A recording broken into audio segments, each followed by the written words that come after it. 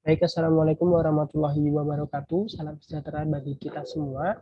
Shalom, Om Swastiastu, Namo Buddhaya, salam kebajikan. Selamat pagi, selamat siang, selamat sore, dan selamat malam teman-teman Adira Yakta.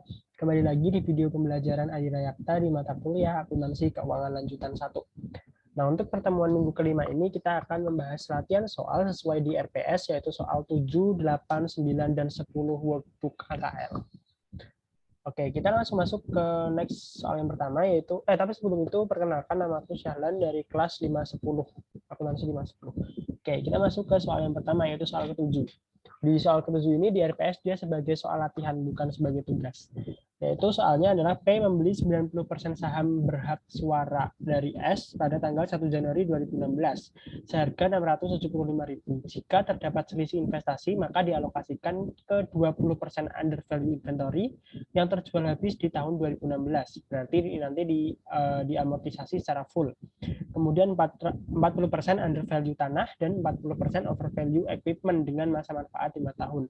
Jika masih ada sisa, maka dialokasikan ke goodwill. Selesaikan worksheet 7 di bawah dengan menggunakan metode biaya. Worksheet ke-7 penampakannya seperti ini. Nah, ini worksheetnya. Oke, kita masuk ke perhitungannya gitu ya. Yang pertama kita terlebih dahulu menghitung yang namanya excess value, yaitu dengan cost of investment-nya 675 di sini. Kemudian implied value-nya atau cost investment tersebut ketika di 100% kan, yaitu 675 dibagi 90%, didapatlah 750.000 rupiah untuk 100% dari saham S. Kemudian book value net asset 700.000 didapat dari workbook-nya tadi diketahui adalah return earnings awal 200.000 dan juga common stock-nya 500.000.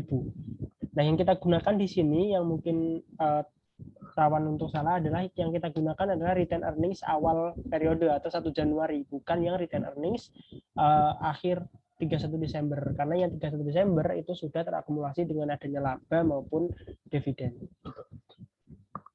Jadi yang kita pakai adalah net asset pada saat tanggal akuisisi atau tanggal pembeliannya 1 Januari gitu.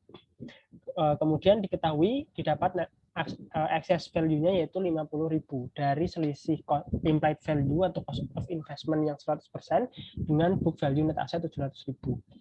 Oke, yang kedua kita alokasikan excess value sesuai dengan informasi yang ada di soal tadi. Yang ada di soal yaitu 20% ke under value inventory, kemudian 40% ke under value land, dan 40% ke over value equipment. Oke, berarti inventory-nya 20% dari excess value yaitu 100.000. Di sini 100.000. Kemudian land-nya 40% dari 50.000 yaitu 20.000, dan kemudian equipment, karena equipment-nya dia over value maka di sininya minus. Over value berarti dia minus 20.000. Nah, ketika dijumlah ternyata alokasi ini cuma 10.000, yaitu 10 tambah 20 kurang 20. Kemudian excess value-nya tadi diketahui adalah 50.000 dari perhitungan yang atas ini. Berarti masih ada sisa 40.000 yang belum dialokasikan. Maka 40.000-nya ini dia dicatat sebagai goodwill. Oke, kita langsung masuk ke penjurnalannya. Bagaimana jurnal pada akhir tahun untuk eliminasi dan juga penyesuaiannya. Tapi sebelum itu, mungkin ini jurnal opsional saja yang teman-teman tidak perlu jurnal, karena ini juga nggak perlu dijurnal sebenarnya, karena laporan consolidation ini cuma menjurnal jurnal penyesuaian dan juga jurnal eliminasi di akhir periode waktu mau mengkonsolidasikan laporan keuangan. Sedangkan dua jurnal ini di jurnalnya itu 1 Januari pada saat tanggal pembelian. Oh, yang ini yang 1 Januari. Jurnal pembeliannya itu sudah pasti investment in S pada cash, kita anggapnya sebagai cash karena di soal tidak diketahui cash accounts payable atau apa, yaitu sebesar 675 atau sebesar cost kita yang kita beli tadi 90% berarti 675. Kemudian ada jurnal penerimaan dividen, karena di sini diinformasikan bahwasannya di workbook ini di sini. Nah, di sini ada dividen tahun 2016 yang PTS bagikan yaitu sebesar 80.000. Berarti selama 2016 berarti kita sebagai PTP atau sebagai parent perusahaannya gitu ya, kita dapat dividen yaitu 90% dari 80.000 sebesar 72.000. Ini jurnal biasa yang kita pelajari pada pertemuan awal-awal. Nah, ini nggak perlu di jurnal, makanya aku kasih warna beda. Selanjutnya kita akan melakukan jurnal eliminasi. Nah, untuk sekedar mengingatkan, jurnal eliminasi itu kita bisa menggunakan urutan yang ada di workbook, di buku AKL Buiin seperti ini, yaitu jurnal penyesuaian untuk kesalahan pos-pos yang belum dibukukan, kemudian jurnal untuk mengeliminasi transaksi antar perusahaan yang melibatkan profit, kemudian jurnal eliminasi dividen income dan dividen S, kemudian jurnal memunculkan NCI expense, jurnal eliminasi akun resiprokal yaitu investment dan juga ekuitas, terus jurnal alokasi dan amortisasi kelebihan, serta jurnal eliminasi akun resiprokal utang piutang. Sebenarnya itu nggak pakem harus diikuti ya, tapi mungkin teman-teman menyesuaikan aja kebiasaannya, apakah harus urut seperti itu atau boleh ngacak. Nah, kalau kita urut, berarti kita pertama harus menjurnal dividen, eliminasi dividen. Eliminasi dividen ini kita mengeliminasi dari jurnal yang atas ini. Nah, karena kita mengeliminasi dari jurnal yang atas ini, maka dividen income yang awalnya kredit kita taruh di debit, yaitu 72.000, dan kreditnya dividen from S. Jadi kita mengembalikan dividen ini ke dividennya S gitu. Dividennya S sebesar 72.000. Terus jurnal yang kedua yaitu jurnal untuk mengeliminasi laba, dividen NCI, dan juga menambah investment pada NCI atau non controlling interest. Yaitu NCI expense 13.400, kreditnya dividen from S 8.000. 8.000 ini didapat dari 10% dikalikan dengan dividen yang ada di sini, 80.000. Kemudian kreditnya lagi sisanya adalah NCI ending, yaitu 5.400. Nah, yang 3.400 ini didapat dari perhitungan yang sebelumnya ini. Jadi kita menghitung akun income from S itu selama 1 tahun berapa. Income from S ini terdiri dari net income dan akumulasi dari under maupun over value. Net income S didapat di sini 140.000, sedangkan dia ada under value inventory yang habis pada tahun 2016. Under value inventory itu kan jurnalnya COGS, jurnalnya itu kan pertama dia di inventory dulu ditambah, kemudian pada saat dieliminasi jurnalnya adalah COGS pada inventory. Makanya ketika COGS-nya bertambah di debit, maka di sininya minus, dia mengurangi net income. Karena COGS itu sifatnya seperti beban gitu ya, mengurangi net income. Kemudian over value equipment, karena equipment-nya over value maka dikurangin. Terus pada eliminasi dia ditambah, dibalik equipment-nya di debit, kreditnya depresiasi expense. Tapi karena di sini depresiasi expense-nya nggak ada, maka bisa pakai operating expense sebesar 4.000. Kalau expense-nya berkurang, maka dia menambah net income sebesar 4.000. Dan diperoleh jumlah income from S-nya yaitu 134.000, dan untuk bagian controlling interest atau bagian kita sebagai PTP 90% yaitu 126.600, dan untuk bagian NCI 10% itu 13.400.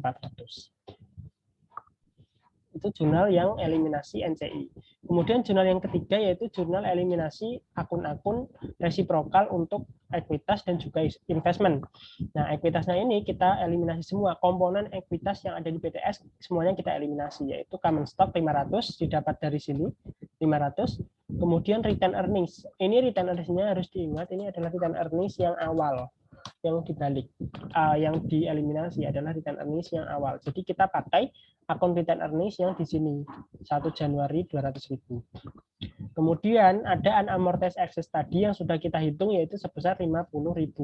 Nah, ini tadi 50, dan kreditnya investment in S sebesar cost kita 675 di sini kita balik, dan sisanya adalah NCI.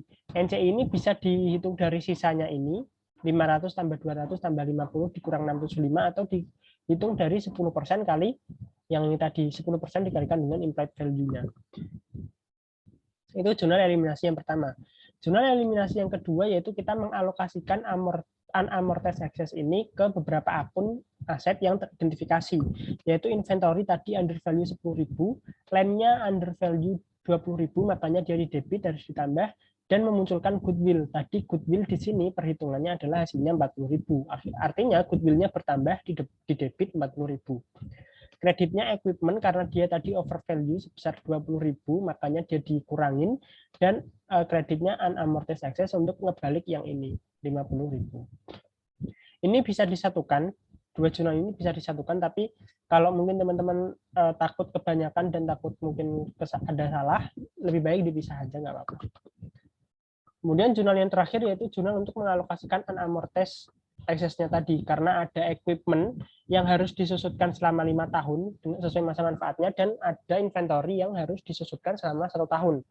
Berarti inventorinya ini selama sebesar 10.000-nya ini kita habiskan di tahun 2016, yaitu kredit inventory 10.000 dan debitnya COGS. Gitu. Karena yang di sini tadi kan udah ditambah, terus di sini ya dieliminasi, dibalik lah gitu. Jadi inventory kredit, debitnya COGS 10. Terus yang kedua, equipment, karena equipmentnya tadi overvalue 20.000 dengan masa manfaat 5 tahun, maka didapatlah per tahun 2016 itu sebesar 4.000 atau sebesar 20.000 dibagi 5. Karena dia overvalue, maka equipment-nya di debit dan operating expense-nya di kredit. Equipment di debit ini, dia fungsinya untuk ngebalik yang ini tadi, dia di kredit. Tapi karena masa manfaatnya 5 tahun, maka di tahun 2016 ini tidak bisa langsung 20.000. Nah, dua jurnal yang inilah yang digunakan untuk menghitung yang ini tadi. Nah, under value inventory 10 dan over value equipment 4.000 gitu. Oke, lanjut kita masukkan ke kertas kerja konsolidasi per 31 Desember 2016. Kita masukkan dulu akun-akun yang ada di kertas kerjanya ini. Dari mulai sales ada 1 juta, kemudian 600, kemudian COGS-nya ini aku kasih tanda aja ya, kasih tanda warna. Enggak usah. COGS-nya 600, kemudian operating expense-nya 152, diperoleh net income-nya dari hasil akumulasi yaitu 320. 320 ini adalah net income yang sudah ada dividen income-nya. Itu yang pertama. Yang pertama tadi kan kita tulis semua nih, angka-angka di sini kita taruh di sini semua, baru setelah itu kita yang 2 kolom ini kita isi dengan akun-akun yang ada di jurnal ini tadi. Yang di jurnal ini tapi bukan yang jurnal eliminasi gitu kan. Yang kalau jurnal yang eliminasi dia masuknya ke kolom eliminasi ini. Nah, ini dividen income kenapa bisa muncul di sini? Karena dividen income itu hasil dari jurnal yang ini. Jurnal yang awal tadi yang opsional nggak usah dibuat, nggak apa-apa. Itu ada di dividen income kredit 72.000, makanya dia di sini masuk 72.000. Kemudian COGS minus 600, operating expense-nya minus 152, sehingga net income-nya adalah 320 untuk PTP. Kemudian untuk PTS masih sama seperti di kertas kerjanya karena nggak ada perubahan. Kemudian net income konsolidasi ini sama di kolom P dan S karena belum ada NCI expense. NCI expense-nya muncul pada saat jurnal eliminasi. Kemudian return earnings-nya tadi 400 dan 200, dividennya 150 dan 80, maka diperoleh return earnings-nya 31 Desember itu 570 dan 260. Nah, angka return earnings ini akan dibawa nanti akan dimasukkan ke sini. Gitu. Jadi angka di sini ini hasil dari yang ini. Hasil dari yang ini. Kemudian cash-nya tadi kosong, cash-nya masih 0, tadi di sininya kita harus cari dulu. Caranya cari cash tadi karena kalau cash-nya kosong berarti kan total asetnya nggak diketahui, maka kita pakai yang total liability dan equity. Total liability dan equity tadi sudah kita peroleh yaitu sebesar 2.100. 2.100. Berarti total asetnya juga sama 2.100 dan untuk cari cash yaitu total aset dikurangi dengan semua jumlah ini, account receivable sampai dengan investment in S. Account receivable sampai dengan equipment ini masih sama seperti yang ada di kertas kerja tadi.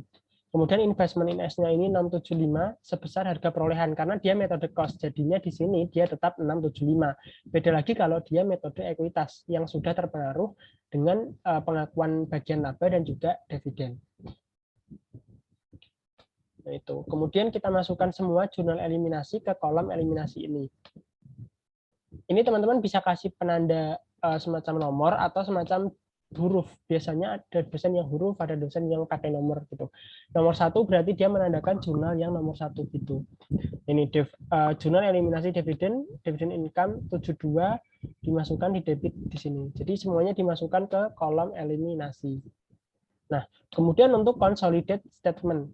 Consolidate statement ini pada prinsipnya dia hasil akumulasi dari PTP, PTS, dan hasil akumulasi dengan kolom dieliminasi. Sales-nya 1.600, terus dividen income-nya 0 karena tadi udah bertambah di sini kredit 72.000 dan di jurnal eliminasi dia debit 72.000 jadinya 0. Kemudian COGS-nya tadi 970 dapat dari 600 tambah 350 dikurangi dengan yang ini tadi 10.000. Kenapa dikurangi? Karena di sininya aku udah kasih tanda minus atau udah kasih tanda kurung, jadinya dikurangi. Ini juga sama, operating expense-nya ini hasil akumulasi. Kemudian net income-nya didapatlah 382.000 atau hasil akumulasi dari sales ke operating expense. Kemudian NCI expense sesuai jurnal nomor 2 dia didapat 13.400 dan net income konsolidasiannya 368.600. Setelah itu return earnings-nya di sini hasil penjumlahan ini. Kemudian ada dividennya juga dividen yang P. Jadi untuk komponen ekuitas S itu dia yang akan masuk ke laporan konsolidasian itu cuman yang komponen ekuitasnya P, dia nggak akan masuk ke konsolidasian. Contohnya ini 200-nya hilang karena dieliminasi. Terus 80-nya juga hilang karena dieliminasi. Terus ini hasil cash-nya juga dijumlah, kemudian account receivable-nya dijumlah semua, diakumulasikan sampai diperoleh total aset yaitu 2.419.000 itu hasil yang akumulasi ini. Kemudian accounts payable-nya juga diakumulasikan 150, ada liabilities-nya 370, kemudian common stock-nya ini common stock yang P karena yang S sudah dieliminasi, dia komponen ekuitas sudah dieliminasi, dan return earnings. Return earnings-nya ini adalah komponen dari P dan S. Kenapa kok yang S-nya tetap ikut? Karena yang S-nya tadi, return earnings yang S itu sudah hilang pada saat yang ini, pada saat yang awal, tapi yang akhir dia muncul nih 570 tambah 260. Nah, kenapa jadinya 618.600 padahal kalau ini dijumlahkan itu hasilnya adalah 800.030. Nah, ini angka 618.600 ini bukan hasil penjumlahan P dan S yang di sini, tapi hasil dari penjumlahan yang di sini. Hasil penjumlahan yang di sini tadi gitu. Sama seperti yang ini tadi, return earnings-nya itu dibawa dari yang atas, dibawa dari yang sini. Makanya yang consolidate-nya ini juga bukan merupakan penjumlahan yang ini, tapi berasal dari yang ini, yang atas, return earnings 31 Desember. Kemudian NCI equity atau NCI awalnya itu 75 dari jurnal nomor 3. Jurnal nomor 3 itu tadi yang mana? Ini 75.000 sebesar 10% tadi. Kemudian ada jurnal yang terakhir yaitu jurnal nomor 2 untuk NCI ending 5.400. Sehingga diperoleh jurnal total liability dan equity-nya yaitu 2.419.000. Di sini semuanya harus balance ya. Terus untuk yang kolom eliminasi ini sebenarnya itu jumlahnya bisa beda-beda. Maksudnya dari tiap orang itu bisa beda-beda karena ada yang mengerjakannya ini amortized cost-nya nggak dimasukin karena dia udah pasti nol. Kemudian ada investmentnya di sini juga ada yang nggak dimasukin juga ada gitu. Jadi yang udah pasti nol itu ada yang nggak dimasukin. Makanya jumlahnya di sini bisa berbeda dan itu nggak apa-apa sih gitu. Yang penting di konsolidasinya ini udah pasti sama. Dan antar metode, baik metode ekuitas maupun metode equity nantinya, baik metode cost atau equity, jumlahnya di sini akan tetap sama. Gitu. Nah, itu soal untuk yang pertama, soal nomor 7. Selanjutnya kita akan masuk ke soal nomor 8, masih sama persis soalnya, cuman bedanya kita menggunakan metode ekuitas. Ini perhitungannya juga masih sama seperti yang tadi. Perhitungan income from S-nya juga masih sama seperti yang tadi. Cuman bedanya kita menggunakan metode ekuitas. Nah, ini jurnal yang seperti biasa yang sudah kita pelajari, jurnal transaksi investasi biasa, yaitu jurnal perolehannya masih sama seperti yang tadi. Investment in S pada cash 675, kemudian karena kita metode ekuitas, maka ada yang namanya pengakuan laba. Pengakuan laba yang merupakan bagian kita yaitu investment in S pada income from S sebesar 120.600 atau sebesar ini tadi. Besar ini. Gitu. Sebesar dari income from S yang sudah kita hitung tadi. Bagian CI atau bagian P atau bagian controlling interest yaitu 90%. Kemudian ada jurnal penerimaan dividen. Nah, ini yang beda sama yang tadi. Kalau yang tadi kan kita cash pada dividen income, tapi kalau metode ekuitas, dia mengurangi investment, jadi cash pada investment in S. Sebesar 72.000, angkanya masih sama. Nah, kita yang pertama, sesuai urutan yang tadi ini, kita yang pertama menjurnal adanya eliminasi dividen dan juga laba. Eliminasi dividen dan juga laba yang kita peroleh tadi. Di dua jurnal ini kita eliminasi. Nah, dari jurnal ini kita eliminasi. Nah, kita yang pertama mengeliminasi dividen. Karena dividennya kita tadi mengurangi investment, maka investmentnya dibalik di debit investment in S 72.000. Dan kita balikanlah dividen yang kita terima itu kita balikan ke S, yaitu 72.000. Gitu. Dan selanjutnya kita mengeliminasi yang akun perolehan bagian laba yang ini. Nah, karena tadi kita sudah mengakui investment in S pada income from S 126, maka tinggal dibalik income from S pada investment in S 120.600. Nah, dua jurnal ini tuh bisa dijadikan satu, yaitu yang investment ini, yang investment di debit ini dihapus, jadi nanti investment yang kredit ini sisa nilainya selisih dari 120.600 dikurang 72.000. Bisa dijadiin satu, cuman kadang kalau dijadiin satu kan agak ngitungnya agak ya biasanya agak susah, harus selisihnya dulu lah, harus berapa gitu. Jadi aku jadiin dua biar gampang, tinggal balik-balik aja gitu. Angkanya udah pasti, tinggal balik-balik aja. Nah, jurnal yang kedua yaitu jurnal dividen bagian laba NCI dan juga NCI expense, NCI investmentnya lagi. Yaitu NCI expense sama seperti yang tadi, dia 10% dari income from S tadi 13.400. Dan kreditnya yaitu dividen pada dividen dan NCI ending. Dividennya sebesar 10% dari dividen di sini 80.000 dan NCI endingnya ini merupakan selisih dari NCI expense dan juga dividen.